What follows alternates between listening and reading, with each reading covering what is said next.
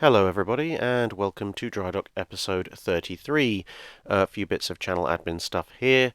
Firstly, believe it or not, I will actually be able to move this weekend. Huzzah! Normal video service will continue, as you can probably guess from the fact you're listening to this, whilst I'm probably in the process of hauling boxes weighing several hundred kilos around on wheels. But with that said, it does mean that my entire reference library is now packed up in boxes and sealed, so I don't have access to it, which means this Wednesday's video, unfortunately, can't be in the normal special format. Instead, I'm going to try and use the opportunity to re-record as many of the robo-voice text-to-speech videos as possible into the human voice format, and hopefully you'll tolerate that for a week. Anyway, on with the questions. Matt Blom asks, what were each of the major naval powers' sailors and crews excellent in during World War II? For example, the Japanese noted for night fighting, Americans for damage control, etc., etc. Well, of course, each navy had its strengths and weaknesses, but you asked what they're good at, so we'll leave the weaknesses for the minute. So let's pick two or three for each navy. I mean, obviously, if a navy was exceptionally bad at something, they wouldn't be considered really a top-tier navy, with the odd exception here and there. So when I say this is what major navies crews excelled in, literally all that means is they were generally better at it than everybody else. It doesn't mean that they were the only people who were good at it, or that they were somehow infinitely superior to everyone else. Because of course, margin of superiority can be it could be we're 10 times as good as you, it could be we're twice as good at you, it could be we're half again as good as you, or whatever. So that's just to forestall the inevitable arguments in the comment section. Anyway, on with the actual answer. So, as you indicated in your question, yes, the Japanese were noted for their night fighting skills. They trained very, very well in this, at least pre-war, and in the initial engagements of the Pacific aspect of World War II, this did show through quite considerably in a number of engagements. They were able to spot Allied ships and initiate actions long before the Allied ships knew the Japanese were even in the area. So that was something they were very good at. Obviously, they suffered from the slight misfortune of radar showing up relatively early into their involvement in World War II and kind of ruining the point of most of that training. But hey, can't always see the future. And of course, initially, whilst their pilot corps from the pre-war period was still alive, the Japanese were also fairly good at combined strike from aircraft carriers. That's not to say they were the only ones who came up with the idea. They, in fact, adopted the idea from other naval powers, but for the early part of the Second World War, they were the only navy who had both the numbers of carriers and the doctrine to be able to pull off mass combined strikes, and to be fair, also the numbers of aircraft, not just the numbers of ships. So up until they started to lose carriers and their experienced pilots in a fairly big way, the Japanese were fairly capable of launching large mass attacks by their carrier-based aircraft, which was something that the Allied powers took a while to catch up on. The American Navy, if we're going to stick with two things, obviously, again, as you noted, their damage control efforts were superb. It can quite easily be argued that a number of ships that the US Navy managed to bring home would have been left to sink or would have sunk if they were under the command of most other navies at the period. Even if the ships were effectively construction write-offs, at least they got them home. And even for the ships that didn't quite make it home, a lot of them did actually make it worryingly far, shall we say, away from the scene of their heavy damage before finally going down. And of course, later in the war, they would take the mantle of navy able to conduct the most coordinated and larger scale naval carrier airstrikes away from the Japanese quite decisively, as you would later see with both the sinking of Yamato and Musashi. they were able to launch vast numbers of aircraft and vast numbers of carriers, although having as many carriers as they did, that's not exactly rocket science. But they were able to then marshal them into continuous waves of attacking aircraft, which would wear down through pretty much anybody's defences and send ships to the bottom. The Royal Navy, again, sticking with two, one thing that's probably not quite so appreciated about the Royal Navy is actually their aircraft carrier fighter coordination. They were very good at that. Albeit that, yeah, maybe they didn't have the best aircraft to actually exploit those capabilities with in the early part of the war. But during the period when HMS Victorious was loaned to the US Navy to cover the aircraft carrier gap that they had in the early part of the Pacific campaign, even the US Navy sailors noted that the British form of fighter control and direction from their carriers was markedly superior to anything that they were capable of, and they drew a lot of lessons from that, and the Royal Navy continued to have pretty good fighter control and direction throughout the war. I mean, just the fact that although they took a number of hits, they managed to actually break up large numbers of enemy attacks when they were operating in the Mediterranean, whilst being saddled with aircraft like the Fulmar in relatively low numbers, speaks to just how effectively they were able to make use of a very limited number of very limited fighters. And the other thing would probably be anti-submarine warfare.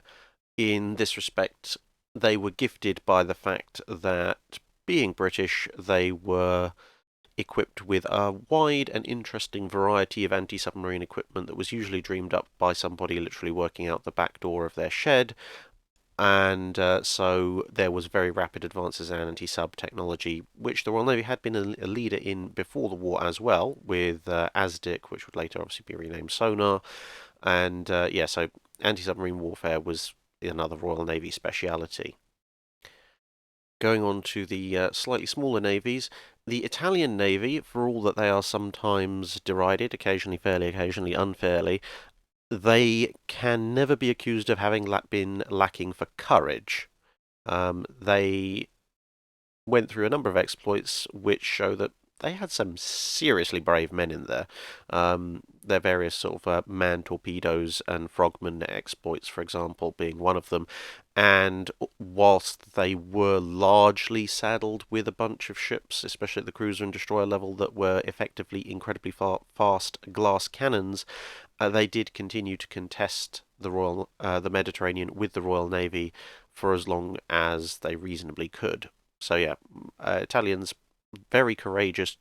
Unfortunately, handed a relatively small navy with a number of ships with very questionable design choices. And related to that would be their small unit tactics. Whilst they obviously didn't quite get very far with their battleship and cruiser tactics, their torpedo boats and certain small submersibles, and to a certain extent their use of destroyers, also showed that they were very, very good at that. The MAS boats or Mars boats that the Italians had are very often overlooked in favour of the motor gunboat, motor torpedo boat, and S boat clashes in the Channel, but definitely don't deserve to be overlooked that much. They were fairly accomplished in what they did. The German Navy, perhaps it may seem a little unfair to other navies, but hopefully you'll see where I'm going with this.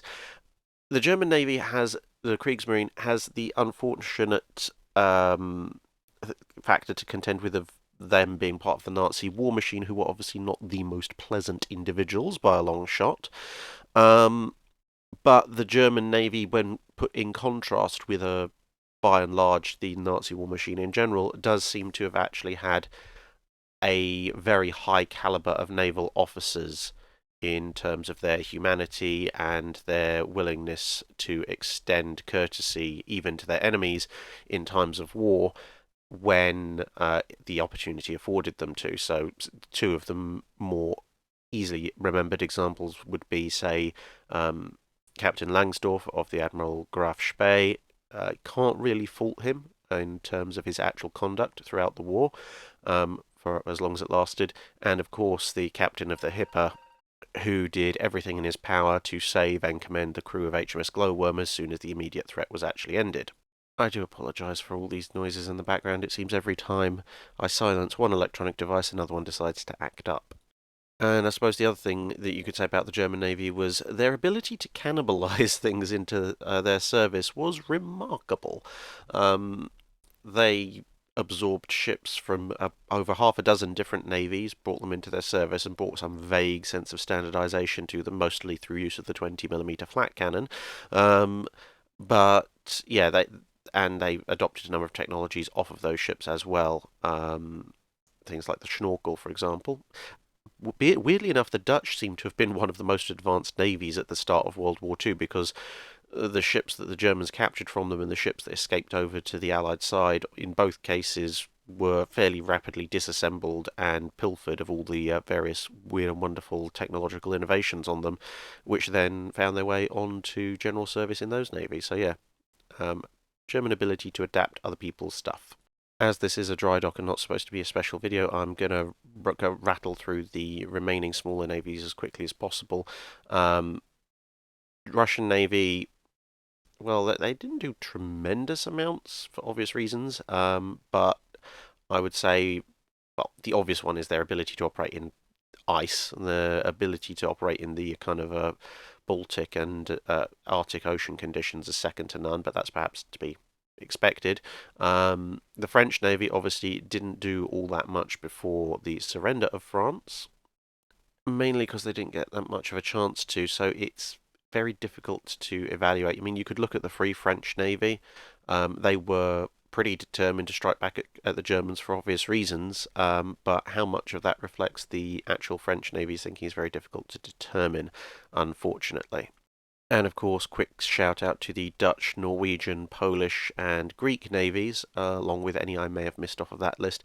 But those four are perhaps the most noticeable or notable, I should say, for having taken one look at the German occupation of their countries, stuck two very definitive middle fingers up at the Germans who were demanding their ships, and sailed off to Allied ports to continue the fight against the Allies, against the Germans, I should say. Even why they'd fight the Allies, I don't know. Anyway, yeah, so that was a pretty brave move on their part, and of course they would then go on to contribute fairly substantially collectively towards the successful prosecution of the Second World War at sea.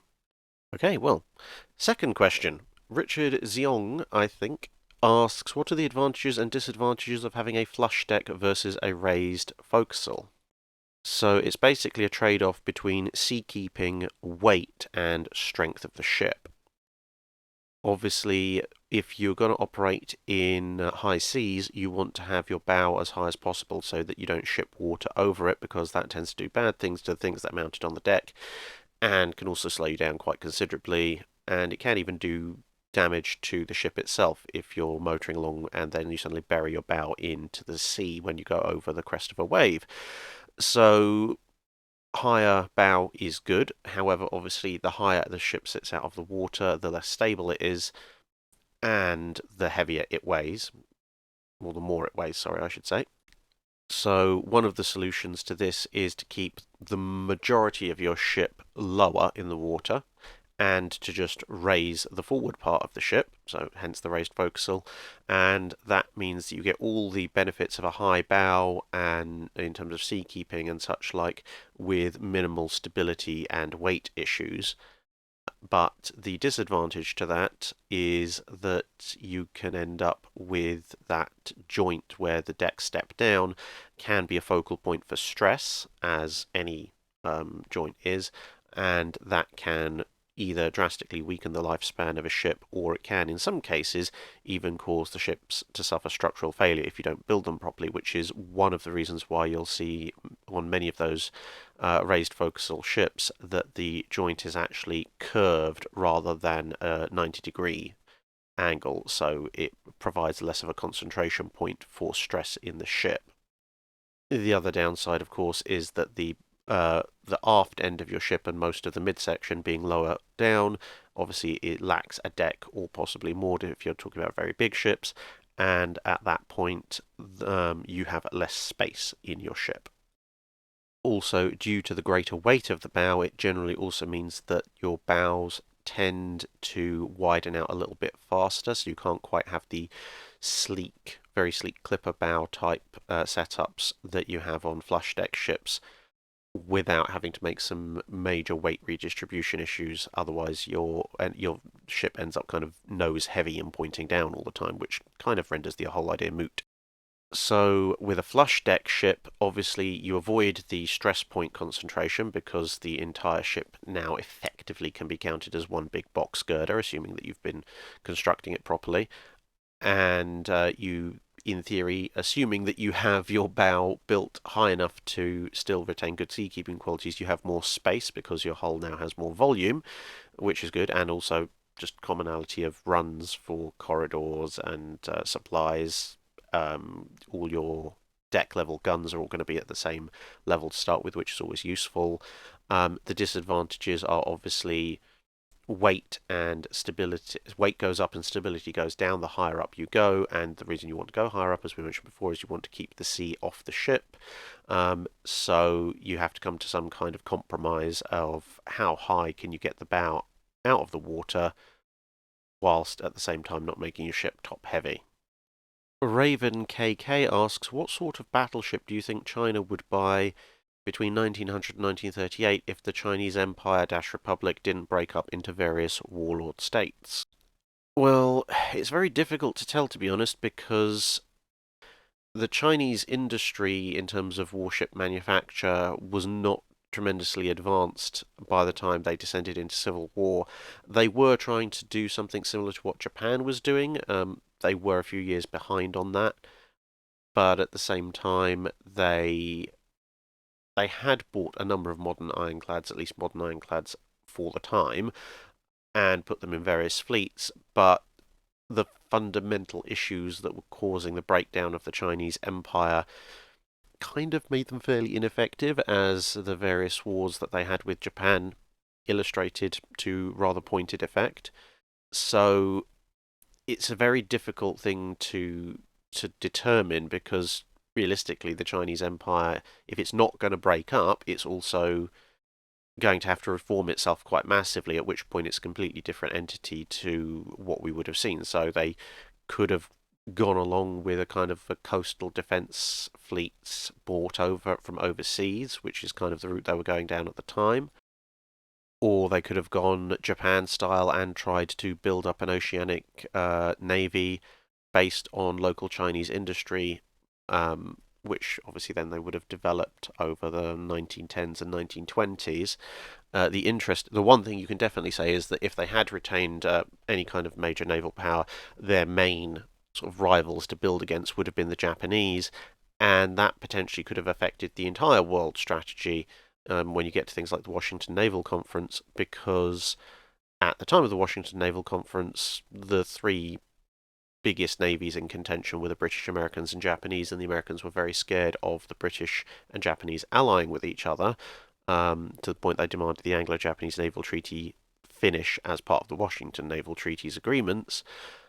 But that was predicated on the fact that Japan didn't really have any rivals in the Pacific outside of the United States, whereas if China has been trying to keep up with and or overtake the Japanese, which obviously given their larger population base in theory is possible, then you could well end up in a situation where the Washington Naval Treaty effectively has America and Britain trying to play off Japan and or China one against the other, or each side trying to adopt one of those countries as their allies, because Japan being distracted and having direct rivals suddenly means the US Navy can more specifically worry about the British can worry about the Americans, and both can worry about the Chinese and Japanese going after their colonial possessions. So I appreciate that's a little bit more of a strategic and political answer than necessarily the type of battleships they would buy.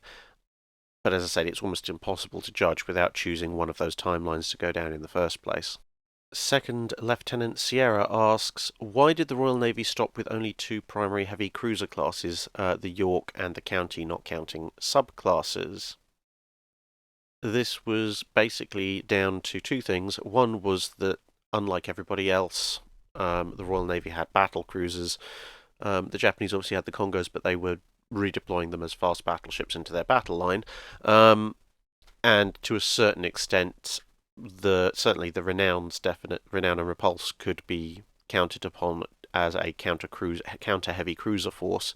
Hood was seen more as a fleet line unit, but also, I mean, that was a secondary issue really. The biggest issue, to be honest, was simply the fact that the Royal Navy had a certain amount of money, and they built some heavy cruisers, but outside of that, they really needed large numbers of cruisers for guarding the various British overseas possessions at the time of the British Empire, and it was considered to be easier, faster, and cheaper to build larger numbers of light cruisers.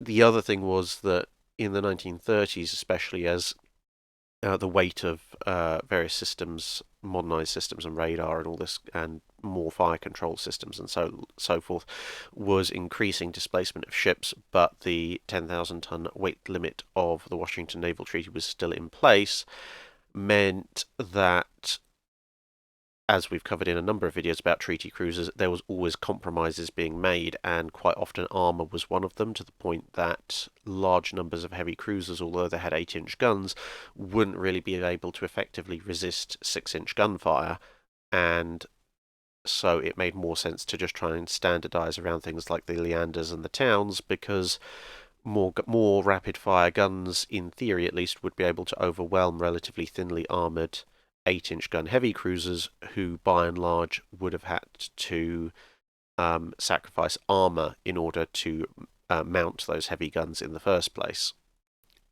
Now, obviously, as things developed and people started lying about exactly how much their ships weighed and technology advanced, the Royal Navy did consider bringing in more heavy cruisers again, but their heavy cruiser designs were kind of stillborn by the outbreak of World War II.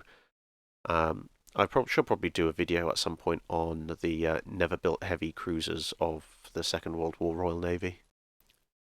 Graham Baxter asks, speaking of carrier conversions, if there had been delays to HMS Hood's construction, would the Royal Navy have taken the opportunity to convert it into a carrier after the Washington Naval Treaty, and would it have been any good? They might have done. They were sorely in need of modern capital units, so they might have pressed to complete the Hood anyway. Or they might have just gone for 3 Nelsons instead. If they had decided that they were going to convert it, which obviously has precedent with the US converting the Lexington class as well, then you probably see a lot of lessons being learned similar to the ones that the US developed when they were rebuilding the Lexingtons as carriers, albeit I don't think the British would have gone for the 8-inch main battery on a theoretical Hood-converted carrier. They would have faced similar problems to the Americans, in as much as even if you strip out most of the armour and all the heavy guns, it's still a very large ship with an awful lot of displacement to it, and even getting it down to the theoretical weight limits allowed for things like the Lexington conversions is probably going to have to involve a similar amount of creative weight measuring and estimating. In terms of effectiveness, well, it probably would have been about as effective as you might otherwise have expected for a ship of that size. It almost certainly would have formed the flagship of the British carrier fleet, just by being so much bigger than everything else. Whether or not it would have survived much into World War II, given, well, who knows? It would have had a relatively unarmoured flight deck. It would have sort of continued on the vein of Courageous, Furious, Glorious, and later Ark Royal. It wouldn't have been the same kind of heavy armoured setup that the 1930s, later 1930s British carriers adopted. But in terms of total air group capacity, it would have been very impressive. Whether or not the Royal Air Force would have allowed the Royal Navy to have enough aircraft to actually completely man it is another matter. Christian Cobb asks 2 questions. First, were poison gas/toxic shells ever considered for capital ship engagements? And secondly, would the US Army develop multiple types of nuclear artillery post-World War II? Did the Navy put any thought into nuclear shells, and would they have been effective if they were used? So, second question first. Yes, the US Navy did actually produce a nuclear 16-inch shell for the Iowa class. Would they have been effective if they were used? It depends on what targets you're using them on. Obviously, in shore bombardment, a nuke is a nuke is a nuke, albeit a relatively small one on the grand scheme of things. At least as far as nuclear weapons go, anyway. If they were used at sea targets, yes and no. I mean, it's a nuke. It's a massive, colossal explosion, and the Iowa's turrets were pretty accurate. So, yes, against any target they were actually shot at, the fact that you might have missed by 100 or 2 yards probably isn't going to make the slightest bit of difference as to just exactly how stuffed that ship is. But at the same time, if you look at Operation Crossroads, it turns out warships, especially the armoured warships that obviously everyone was coming out of World War II equipped with, are remarkably resilient to nuclear explosions. Obviously, the crew's not quite as resilient to radiation, but in terms of actually sinking ships, given how far distributed ships are in actual combat, you wouldn't be looking at these kind of shells being sort of sink large portions of an enemy fleet. It would be a case of, yes, the ship you're shooting at is dead, but the ships nearby, yes, they might be damaged, yes, the crews might die of radiation poisoning in a few days, but in terms of the actual battle you're fighting, you're not going to wipe out vast swathes of the enemy fleet with a single salvo. Although, if you've got large numbers of nuke shells and you have the accuracy of something like an Iowa, you can probably count on sort of one salvo, one kill, which probably isn't going to endear you to the enemy very much. As far as poison gas and other kinds of toxins in shells, yes, they were considered on both sides of the First World War and worried about during the war and into the Second to a certain degree. Lots of sort of airtight procedures and such were built into warships as a result, but it became very quickly evident during testing that they were actually fairly impractical for the reason that most shells would miss, and if they missed, ships actually move fairly quickly, so any shell, even if it was carrying a few hundred kilos of poison gas, a ship would clear the affected area probably too quickly for it to have any real effect on the crew. And if you actually hit a ship with a poison gas shell, again, ship could be made fairly airtight. There's a lot of volume inside a ship, so even if you stuck an armor-piercing cap on it, it's only going to cause problems in a very small part of the ship, and you'd be better off packing that shell with explosive and actually blowing up that part of a ship as opposed to just dumping relatively ineffective gas on it. John Fisher asks, I've noticed a lot of designs post-World War I went for triple turrets to save weight and increase the number of guns. Is there any reason the Japanese tended to retain their twin turrets? Mostly it was a continuation of the line of thinking that had resulted in the Fuso and Issei classes having their multiple twin turrets. Basically, they knew they would be outnumbered if they were fighting anybody serious, and they considered that it would be better, therefore, to have multiple turrets that could engage multiple targets at once rather than fewer larger turrets that can only engage one or two targets and would be more vulnerable. You'd lose a greater proportion of your armament if one of those turrets was knocked out. Jack Barucha says, was Admiral Beatty a bad commander, and what do you think of William Bull Halsey, given his actions at Leyte Gulf with Taffy 3? So, yes, well, if you've watched any of my videos covering Jutland or the period around it, it will come as little surprise to regular viewers of this channel. I do not rate Beatty as a good battlefield commander in the slightest. He had aggression, but that was pretty much it as far as commendable qualities when it came to actually fighting a battle. He was far too sure of himself. He was far too casual with his commands to his subordinates. He allowed personal feeling to override tactical and professional sense when it came to appointing his officers, and he refused to acknowledge his own mistakes, both in that regard and other regards, which simply led to them being repeated. So, although obviously it was German shells that blew up the Queen Mary, the Invincible, and a number of other British ships at the Battle of Jutland, to a great extent, the blood of those sailors is on Beatty's hands for being possibly the worst choice of commander for the battle cruiser squadron at Jutland. They really should have put someone like Admiral Sturdy in charge. He'd proven he knew what he was doing with battle cruisers at the Falkland Islands. He would have been an infinitely better commander than Beatty. The only thing that Beatty was really good at, apart from unchecked aggression, which didn't really get him anywhere and got lots of people killed, was that being the very epitome of the stereotypical British upperclassman. He was a very shrewd political operator, and so after the war, when the Royal Navy needed to fight its corner to survive, he was very good at that. I believe Andrew Lambert, the famous naval historian, summed it up best as saying something to the effect of Beatty was exactly the commander you didn't want in battle, but he was exactly the commander you wanted in times of peace. Random Guy asks, how effective in reality were cruiser-battleship secondary batteries and heavy AA against torpedo boats and destroyers? It depended on the circumstances, to be perfectly honest. As it turned out, the qualities you wanted in an anti-aircraft gun, which is high velocity and rapid fire rate, were actually pretty good for use against ships as well at medium to close ranges.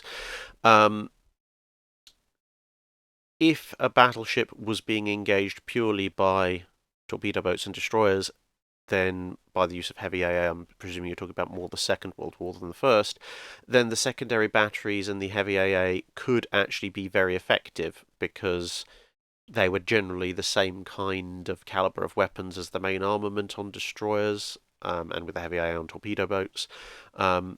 But there were generally more of them on a battleship on a more stable firing platform, generally with better fire control. And so, yeah, it didn't tend to go well for such ships for the torpedo boats and destroyers trying to engage a capital ship that could focus on them. And of course, you have the main armament thrown in as well. However, on the other hand, when capital ships were engaged in fights with their opposite numbers, the secondaries, etc., didn't tend to be that effective, mainly because in a lot of cases, because the secondary armament is obviously nowhere near as well heavily protected as the main armament, a lot of the AA and secondary gun crews would be ordered to take cover deeper inside the ship until they were needed, which meant that lighter ships could then make a certain amount of their attack run, possibly even all their attack run if they weren't noticed particularly well, without actually being fired on. This was one of the things that was noted at the Battle of the North Cape, where large portions of the secondary and AA gun crews on the Scharnhorst were ordered to take cover because the Scharnhorst was in the middle of a gun duel with Duke of York, and there was, well, the secondaries and AA couldn't do anything to the Duke of York, but the Duke of York shells, if they landed in amongst them, could slaughter the crews. So into cover they went, but then once the destroyers showed up, it took a while for those gun crews to get back out there and start engaging. So, as with so many things in the naval environment, it really depends on the context of what circumstances the engagement's being taking place under. Michael Briggs asks about the state of the fleet air arm in the 1930s. Could it have had a greater impact in the early battles of the Atlantic and Mediterranean if it had had more modern aircraft akin to the RAFs? And how did the fleet air arms inventory end up in the sorry state that it was, considering that the Royal Navy was acquiring quite a number of new aircraft carriers? Well, the inventory part was because the Royal Flying Corps and the Royal Naval Air Service had been incorporated into one body, the RAF, and thus, in terms of aircraft, the Royal Navy had lost a great deal of its autonomy in the interwar years as far as aircraft design and manufacture went. Obviously, the RAF tended to prioritise its own needs above the issues the Royal Navy had. The Navy did eventually get back control of what had now become the Fleet Air Arm, but it was a little bit late in the day to improve things for the outbreak of the Second World War. At the same time, we don't want to necessarily overdo it in terms of the Royal Navy's inventory, because you've got to bear in mind the Royal Navy's aircraft carrier infantry went to war in late 1939. The other two major carrier operators, being obviously America and Japan, went to war at the end of 1941, or actually, yeah, over 2 years later. And when you look at the equipment that was flying off of Japanese and American carriers at the end of 1939, you'll find that by and large, they weren't that much ahead of the Royal Navy, but they had 2 years of peacetime operations to work on and improve their tactics, build up their numbers, and replace aircraft in service, which obviously back in the Second World War period was a lot quicker and easier to do. Whereas once the war had started, the British were kind of stuck with making more of what they had to replace losses, and therefore their rate of replacement was a lot slower. There were also doctrinal issues. The Americans and the Japanese, for example, were much happier for their fighters to be one-man fighters, whereas the Royal Navy stuck with the idea of needing a navigator for over-ocean operations for fighters for a lot longer, hence why you had the Fulmar and then the Firefly. Now, if the RAF had given the Royal Navy as much priority as its own aircraft, and generally the Fleet Air Arms acquisition process had been better, as I said before, I don't think it would have made a tremendous amount of difference in 1939 because everybody was in roughly the same boat, aircraft generationally wise, in terms of carrier aircraft, but it could very well have left the Royal Navy with a number of more advanced aircraft in the pipeline just coming into service. Obviously, the Seafire was a very good aircraft. It just wasn't necessarily perhaps the best type of aircraft to try and adapt to naval service. But if you'd had some kind of sort of Sea Hurricane Seafire equivalent fighter, and maybe something like the Barracuda coming in straight after the Swordfish instead of having to divert via way of the Albacore, then and obviously replacing the Skewer and the Rock and things like that, then you could well have seen maybe late 1940, early 1941, the Royal Navy getting those aircraft into service into large numbers, and that might have, I mean, yeah, it might have had some interesting effects. One of the primary ones probably would have been something along the lines of more ships surviving in the Mediterranean against Flieger Corps 10 and such like. Right, and we're on to Discord questions. So, yeah, the Roman Navy 27 rapid fire question barrage continues. Did navies keep strategic reserves of gun barrels, especially battleship guns, since they took so long to produce? Yes, they did. A lot of guns, when depending on how they were constructed, but a lot of naval guns, once they were worn out, they needed to be replaced, and with the time of construction, as you indicate, they basically had to keep a bunch of spares around.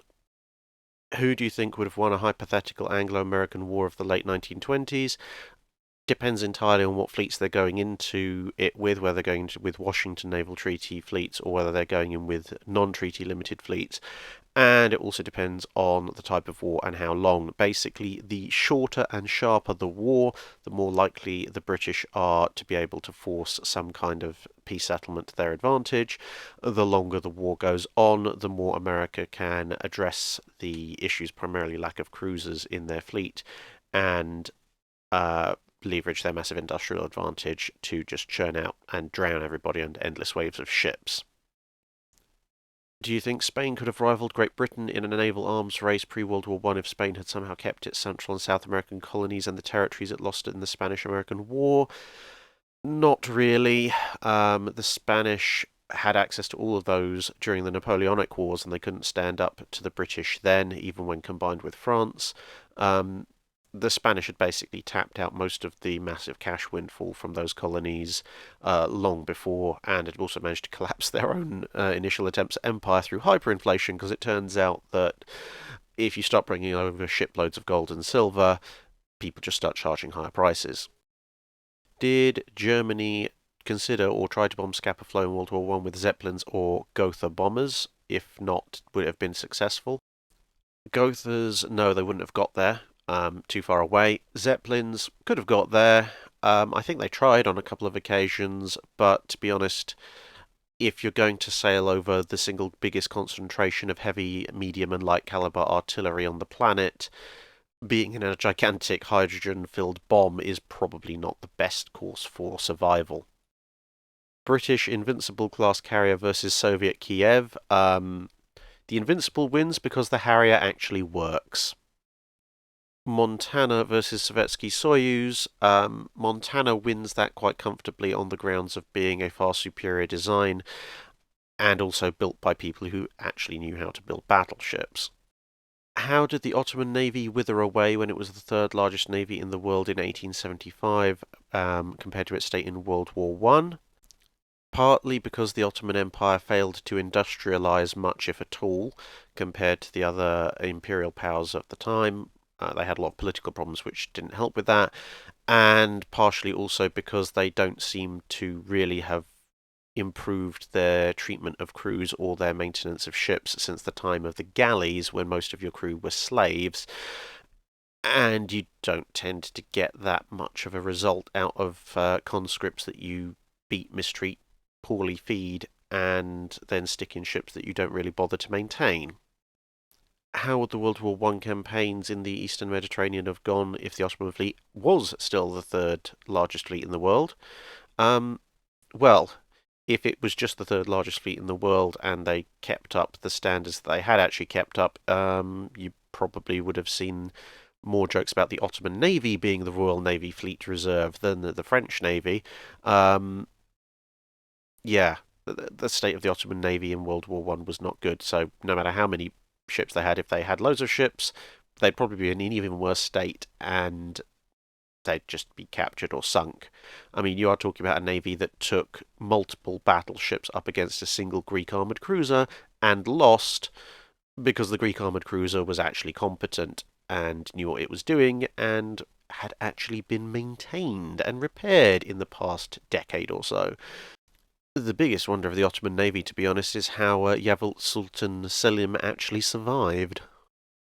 Baron Dieu asks, what was the most effective AA gun of each type at the beginning of World War II, and what was the most common? Well, the answer is going to be similar to throughout the war, because the 5-inch 38 already existed, as did the Bofors 40mm, as did the Oerlikon 20mm, although you could maybe have a toss-up between the Oerlikon 20mm and the German 20mm flak. But in terms of most used, in pure numerical terms, you'd probably actually be looking at the 50 caliber Browning machine gun. They very rapidly disappeared, but they were present in fairly large numbers across all sorts of ships. Angry American asks, of all the lost and missing ships from the World Wars, which ones do you want to see found the most? Well, it's a bit of a moving target, really, because an awful lot of the ships that I really wanted to see found have recently been found by a number of expeditions. The late Paul Allen, co-founder of Microsoft, obviously endowed a research foundation to go out and find all these ships, which they're doing even after his death, and yeah, they found a bunch of the ones that I really wanted to see.